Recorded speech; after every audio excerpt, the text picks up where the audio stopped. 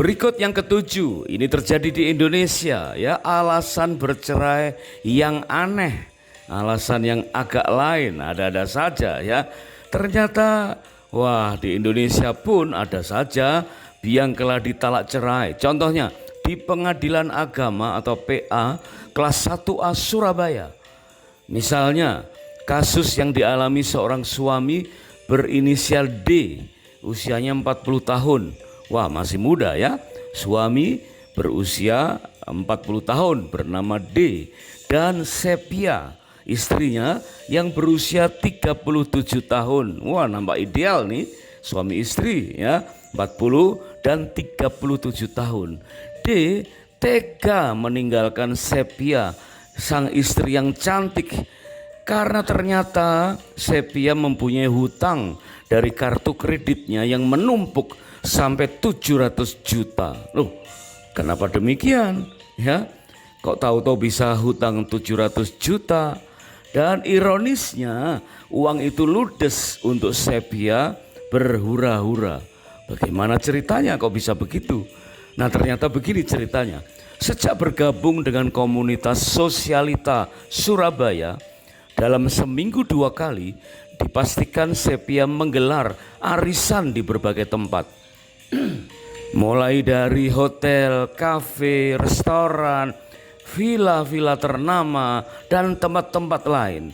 Namanya juga Sosialita, tidak hanya arisan, biasanya diiringi pesta makan dan minum-minum, kata D, seorang suami, di sela-sela sidang talak cerainya di PA pada hari Selasa tanggal 28 Juni 2016 silam. Jika ada 10 arisan yang diikuti, maka dalam 1 bulan Sepia bisa ketempatan 1 atau 2 pesta arisan. Wah, jadi kayaknya sih wajib bagi Sepia itu untuk menjadi tuan rumah ya dari pesta itu. Sebagai tuan rumah tentunya Sepia tak mau kalah mewah dengan teman-teman Sosialita lainnya. Kalau arisannya hanya dapat 40 juta, misalkan istrinya bisa menghabiskan sampai 70 juta buat sewa hotel, biaya makan dan kegiatan sosial, enggak tahu apalah ya. Kata suaminya, pusing aku, kata bos bisnis sepatu dan tas tersebut ya. Terkadang mengajak rekan-rekan Sosialitanya ke luar negeri seperti Malaysia dan Singapura. Di sana Sepia bisa menggelar arisan di hotel mewah, namun dia tidak bisa mentolerir lagi ketika pihak bank akan menyita rumahnya sebab utang kartu kredit Sepia menumpuk hingga 700 juta. Wah, meskipun sudah membayar hutang istrinya, D tak bisa lagi memaafkan kesalahan istrinya. Dia memilih menolak cerai dan akan memberikan uang mut'ah sebesar 100 juta yang merupakan sisa penjualan rumah mereka. Itulah 7 ya, alasan bercerai yang aneh. Bercerai karena agak lain alasannya. Banyak alasan bercerai yang menandakan bahwa tanpa dicari-cari pun dosa perceraian selalu mengintip setiap pernikahan. Bukan hanya perbedaan masa lalu, misalnya tentang family tree yang sulit untuk diantisipasi atau difahami atau disatukan. Bahkan perubahan masa kini pun juga berpotensi mendorong dosa perceraian. Misalnya saja perubahan hobi oleh karena kenaikan gaji, kenaikan pangkat, kenaikan jabatan ya.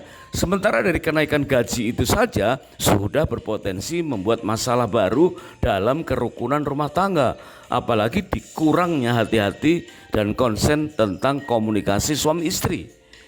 Hal-hal lain, fakta-fakta baru bisa saja ya memicu terjadinya alasan bercerai. Contohnya tentang fakta tentang hasil MCU ya, yaitu medical check up.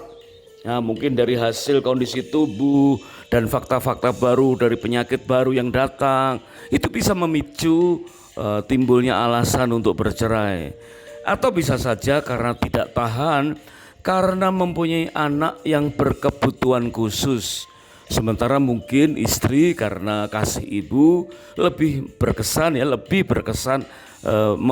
mengasihi anaknya, sehingga suaminya berkesan kurang diperhatikan atau terlantar. Ada banyak kasus-kasus semacam ini, dan alasan suami pergi dari istri karena perhatiannya tersita oleh anak yang berkebutuhan khusus ini merupakan angka-angka yang cukup besar pengaruhnya. Ya, itulah 7 alasan aneh ya yang agak lain dari kisah-kisah tentang perceraian. Padahal kita tahu di dalam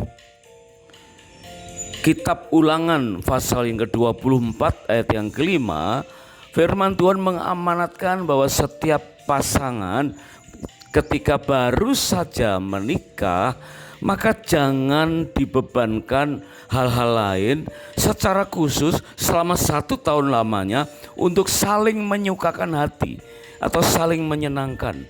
Nah, ini ada beberapa hal yang perlu kita pahami untuk menetralisir atau mengabaikan alasan-alasan untuk bercerai. Yaitu dikatakan selama 1 tahun menggambarkan betapa kita harus fokus, betapa kita harus sangat peduli untuk saling menyenangkan. Dan saling menyenangkan bukan berarti untuk berhura-hura, tetapi mengetahui hal-hal apa yang nanti bakal tidak menyenangkan. Artinya benar-benar harus belajar celah-celah yang mungkin timbul sehingga bisa tetap menyatukan ke pernikahan.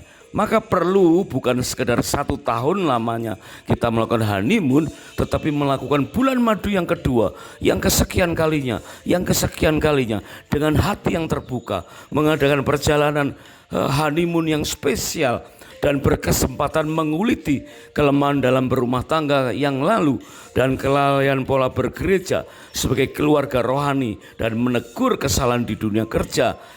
Pokoknya kita perlu hati yang terbuka dan kesehatian berduaan dengan pasangan dan melakukan introspeksi serta rela belajar dari kesalahan.